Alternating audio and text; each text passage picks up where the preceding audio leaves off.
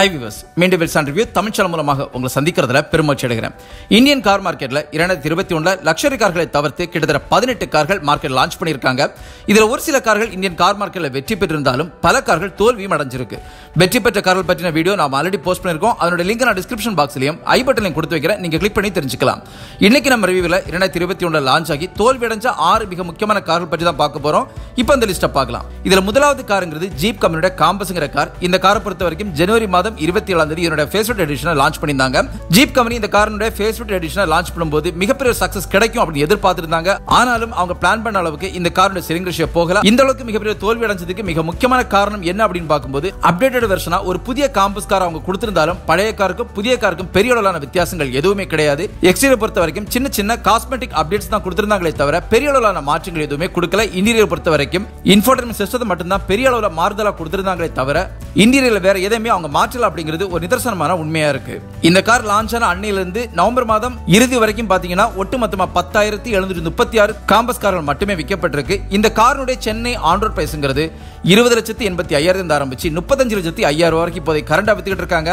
Fuel option பொறுத்த வரைக்கும் petrol diesel ரெண்டு ஆப்ஷனுமே கொடுத்திருக்காங்க. டிரான்ஸ்மிஷன் பார்க்கும்போது பெட்ரோல் டீசல் ரெண்டுலயுமே உங்களுக்கு மேனுவல் ஆட்டோமேட்டிக் ரெண்டையுமே கொடுத்திருக்காங்க.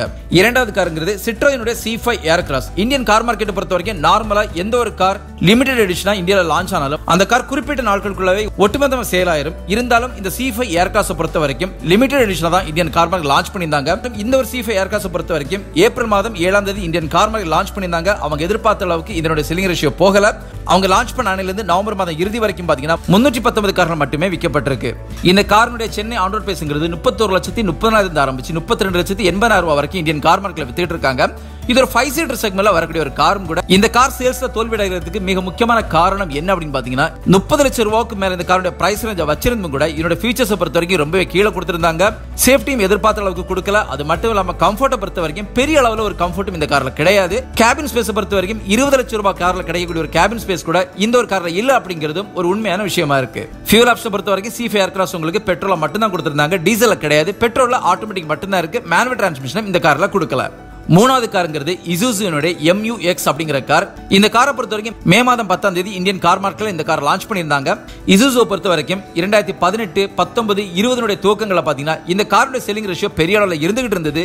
இருந்தாலும் 2020 Indian government BS6 norms update பண்ணும்போது இசுசு தங்களுடைய கார்கள்ல பெரிய அளவுல அப்டேஷன் எதுவுமே கொடுக்காம எல்லா காரையுமே அவங்க ஸ்டாப் பண்ணியிருந்தாங்க. அதை கடந்து 18 மாதங்களுக்கு பிறகு இசுசு தன்னுடைய MU-X அப்படிங்கிற காரை இந்தியன் கார் மார்க்கெட் லான்ச் பண்ணியிருந்தாங்க. அவங்க இந்த அளவுக்கு லேட்டா லான்ச் பண்றதுக்குள்ளாடியே இந்தியன் கார் மார்க்கெட்ல இப்படி ஒரு கம்பெனி இருக்கு அப்படிங்கறதே மக்கள் மறந்துட்டாங்க அப்படிங்கறத ஒரு மிகையான உண்மை.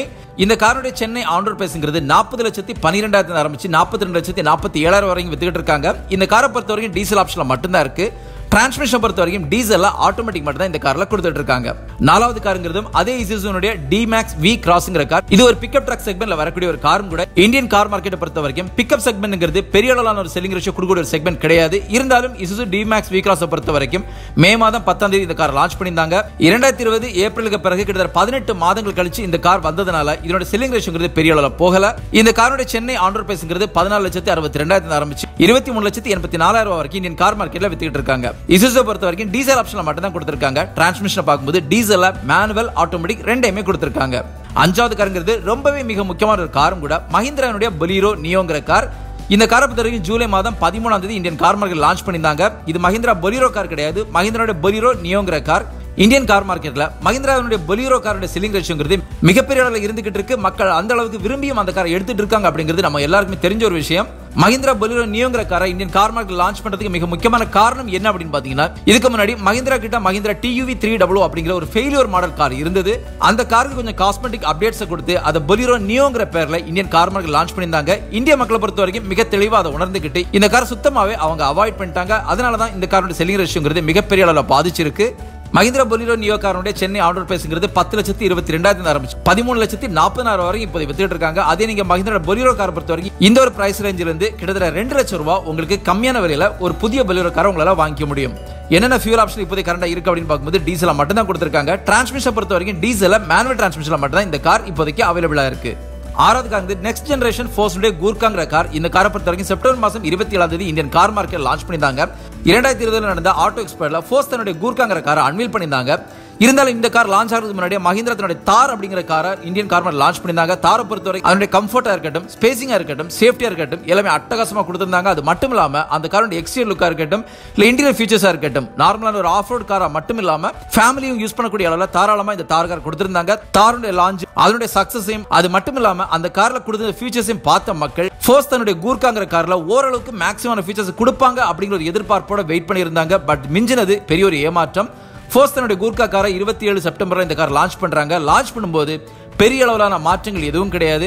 எக்ஸ்டீரியரா கொஞ்சம் டிசைன் ஆஸ்பெக்ட்ல மாற்றி இருந்தாலும் கூட இந்தியனை பொறுத்த வரைக்கும் டோட்டலாவே ஜீரோ, எந்த ஒரு அப்டேட்டும் இல்லாம ஒரு பழைய ஃபோர்ஸ் கூர்காவை தான் கொடுத்திருந்தாங்க. அது எடுத்துக்காட்டா சொல்லணும்னா இதோட இன்ஃபோர்டைன்மென்ட் சிஸ்டத்தை பொறுத்த வரைக்கும் ஃபோர்ஸ்னுடைய கம்பெனி இன்ஃபோர்டைன்மென்ட் சிஸ்டம் இந்த கார்ல வைக்கல. ஆஃப்டர் மார்க்கெட்ல இருந்து ஒரு கென்வுட்னுடைய ஒரு இன்ஃபோர்டைன்மென்ட் சிஸ்டத்தை வாங்கி அப்டேட் பண்ணி கொடுத்திருந்தாங்க. அது மட்டும் இல்லாம டயர் பிரஷர் மானிட்டரிங் சிஸ்டத்தை பொறுத்த வரைக்கும் நார்மலா நாம ஆன்லைன்ல இருந்து வாங்கி ஃபிக்ஸ் பண்ண எப்படி இருக்குமோ அதே மாதிரி தான் அவங்க ஃபிக்ஸ் பண்ணி கொடுத்திருந்தாங்க. இது எல்லாத்தினுடைய மிகையான காரணமா மக்கள் இந்த ஃபோர்ஸ் கூர்கா காரை டோட்டலா அவாய்ட் பண்ணாங்க அப்படிங்கிறது ஒரு மிகையான உண்மையா இருக்கு. இந்த ஃபோர்ஸ் கூர்கா காருடைய சென்னை ஆன் ரோட் பிரைஸ்ங்கிறது 16,58,000 ரூபாய். ஃபியூல் ஆப்ஷன் பொறுத்த வரைக்கும் டீசல்ல மட்டும் தான் இந்த கார் இருக்கு. டிரான்ஸ்மிஷன் பொறுத்த வரைக்கும் டீசல்ல மேனுவலா மட்டும் தான் கொடுத்திருக்காங்க. ஆட்டோமேட்டிக் இந்த கார்ல உங்களுக்கு கிடையாது. சோ நான் இன்னைக்கு கொடுத்த இன்ஃபர்மேட்டிவ் கண்டிப்பா உங்களை ஃபுல்ஃபில் பண்ணிருக்கும் நம்புறேன். இன்னொரு ரிவ்யூல உங்களை சந்திக்கிற வரைக்கும் உங்களிடமிருந்து விடைபெறுவது உங்களுடைய அன்பின் விவேக். தேங்க்யூ.